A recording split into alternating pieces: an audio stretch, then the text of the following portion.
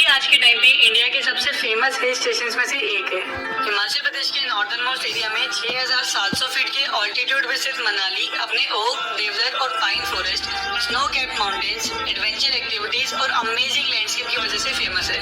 मनाली आज के टाइम पे हर तरह के ट्रैवलर्स की पहली पसंद है और अगर आप भी मनाली की ट्रिप प्लान कर रहे हैं तो आज की वीडियो में मैं आपके साथ शेयर करूंगा मनाली की एक प्रॉपर टूर गाइड कि आप कैसे मनाली आ सकते हैं, यहाँ अगर आप क्या क्या विजिट कर सकते हैं और कैसे आप अपनी इस ट्रिप को मेमोरेबल बना सकते हैं।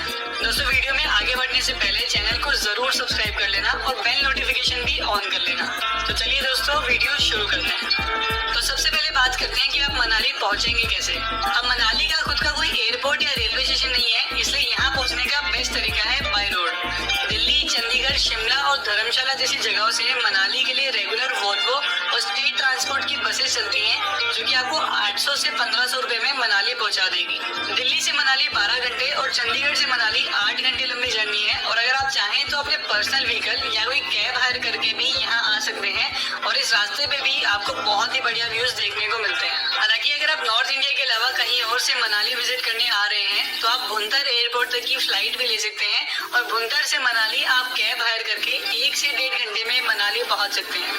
मनाली पहुंच के सबसे पहले आपको अपने होटल में जाके कुछ देर रेस्ट करना चाहिए। मनाली में आपको लग्जरी और बजट दोनों कैटेगरी के होटल्स, रिजॉर्ट्स और होमस्टेज देखने को मिल जाएंगे और मैं आपको रेकमेंड करूंगा कि आप अपने होटल या होमस्टे ओल्ड मनाली में ही बुक करें। मनाली 2 पार्ट्स में डिवाइडेड है, न्यू मनाली और ओल्ड मनाली। न्यू मनाली में जहां आपको मॉल रोड, शॉपिंग सेंटर और टूरिस्ट का क्राउड देखने को मिलता है, वहीं ओल्ड मनाली में आपको नेचुरल ब्यूटी, पीसफुल वाइब्स और लेस क्राउडेड जगह देखने को मिलती है और इसी वजह से आपके स्टे के लिए ओल्ड मनाली बेस्ट प्लेस है।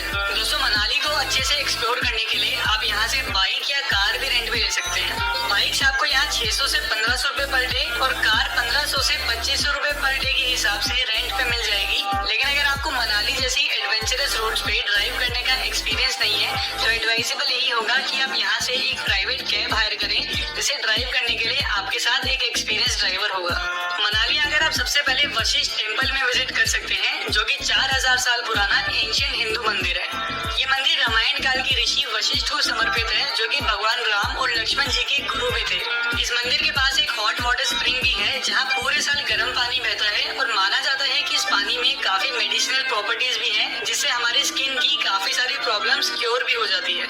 यहाँ पे लेडीज और जेंट्स के लिए प्रॉपर अलग अलग बेथिंग एरियाज बनाए हुए हैं और इस मंदिर में आकर आपको इस हॉट वाटर स्प्रिंग में डुबकी भी जरूर लगानी चाहिए। वशिष्ठ टेम्पल विजिट करने के बाद आपको यहाँ से सिर्फ 3 किलोमीटर दूर जोगिनी फॉल्स तक का ट्रैक भी जरूर करना चाहिए। जोगिनी फॉल्स मनाली का एक बहुत ही सुंदर वाटरफॉल है और इसे और भी सुंदर बनाता है वशिष्ठ टेम्पल से यहाँ तक का ट्रैक जो कि पाइन ट्रीज और एप्पल गार्डन से होते हुए गुजरता है।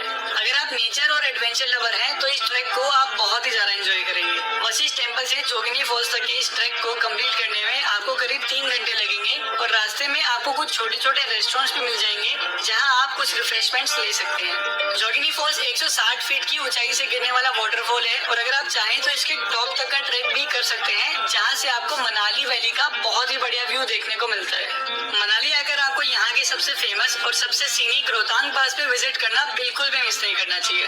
13,000 फीट से भी ज्यादा के ऑल्टीट्यूड पे स्थित रोहतांग पास हिमालयस के सबसे ऊंचे पासेस में से एक है और यहाँ से आपको हिमालयस के पीर पंजल रेंज का बहुत ही बढ़िया व्यू देखने को मिलता है। रोहतांग पास मनाली से सिर्फ 50 किलोमीटर दूर है लेकिन यहाँ की स्नो कैप्ड माउंटेन्स और नेचुरल ब्यूटी का जो व्यू आपको देखने को मिलता है उसे वर्ड्स में डिस्क्राइब नहीं किया जा सकता।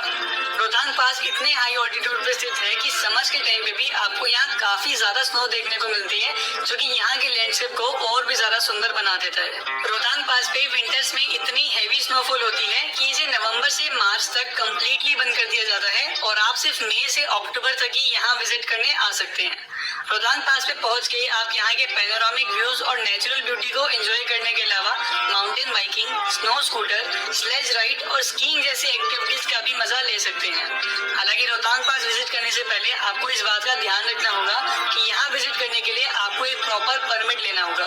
रोहतांग पास एक बहुत ही सेंसिटिव एरिया है और यहाँ की नेचुरल ब्यूटी को प्रिजर्व करने के लिए हिमाचल प्रदेश गवर्नमेंट ने यहाँ आने वाले व्हीकल्स पे लिमिट लगाने के लिए इस परमिट को इंट्रोड्यूस किया है। रोहतांग पास के लिए 2 तरह के परमिट्स होते हैं। एक वो परमिट जो आपको मनाली से रोहतांग पास तक जाने के लिए लेना होता है और एक वो परमिट जो आपको रोहतांग पास से आगे जाके लद्दाख या स्पीति वाले रास्ते के लिए लेना होता है। अगर आप मनाली से सिर्फ रोहतांग पास विजिट करना चाहते हैं तो आपको 500 रुपए की परमिट फी और 50 रुपए की कंजेशन फी पे करके अपना परमिट लेना होगा। और अगर आप रोहतांग पास से आगे जाके लद्दाख या स्पीति जाना चाहते हैं तो आपको सिर्फ 50 रुपए की कंजेशन फी पे करके अपना परमिट मिल जाएगा। ये परमिट आपको डिस्ट्रिक्ट एडमिनिस्ट्रेशन कुल्लू की ऑफिशियल वेबसाइट से मिनिमम 2 दिन पहले लेना होगा और रोहतांग पास पे एक दिन में सिर्फ 1200 व्हीकल्स ही अलाउड होते हैं, तो मेक श्योर कि आप अपना परमिट एडवांस में ही बुक कर लें। हालांकि अगर आप रोहतांग पास से आगे लद्दाख जा रहे हैं तो उसके लिए कोई रेस्ट्रिक्शन नहीं है और उसका परमिट आपको इजीली मिल जाएगा।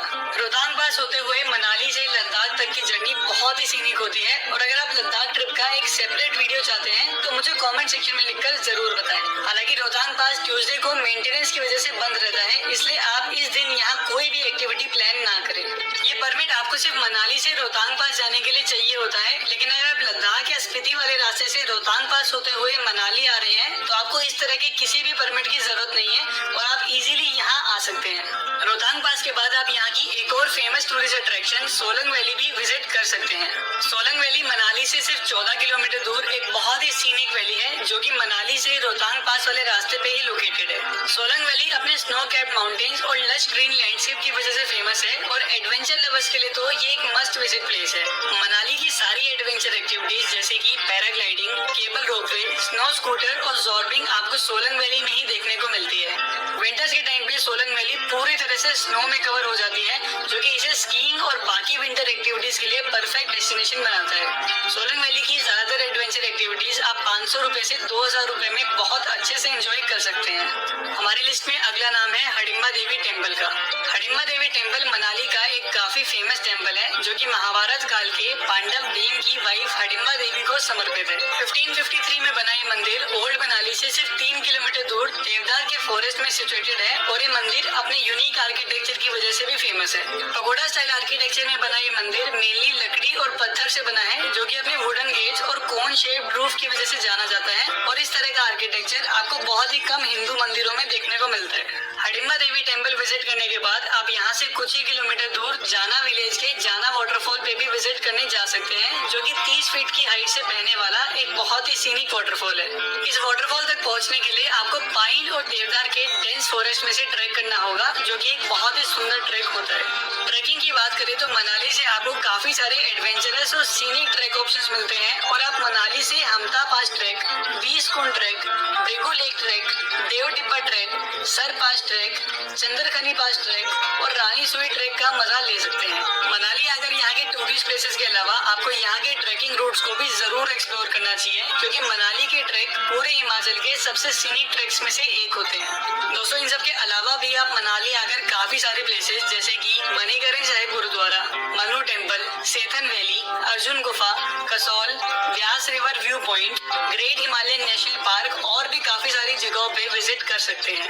मनाली के बारे में एक और चीज आपको ध्यान रखनी होगी कि बस के अलावा आप किसी भी व्हीकल से अगर मनाली में एंटर होते हैं तो आपको उसके लिए भी एक परमिट लेना होगा जो कि बाइक के लिए 100, पर्सनल कार के लिए 200 और पैसेंजर व्हीकल के लिए 300 रुपए में आपको डिस्ट्रिक्ट एडमिनिस्ट्रेशन कुल्लू की वेबसाइट से इजीली मिल जाएगा। अगर आप भी मनाली की ट्रिप प्लान कर रहे हैं तो बेस्ट एक्सपीरियंस के लिए आपको मार्च से जून और सितंबर अक्टूबर में यहाँ विजिट करना चाहिए।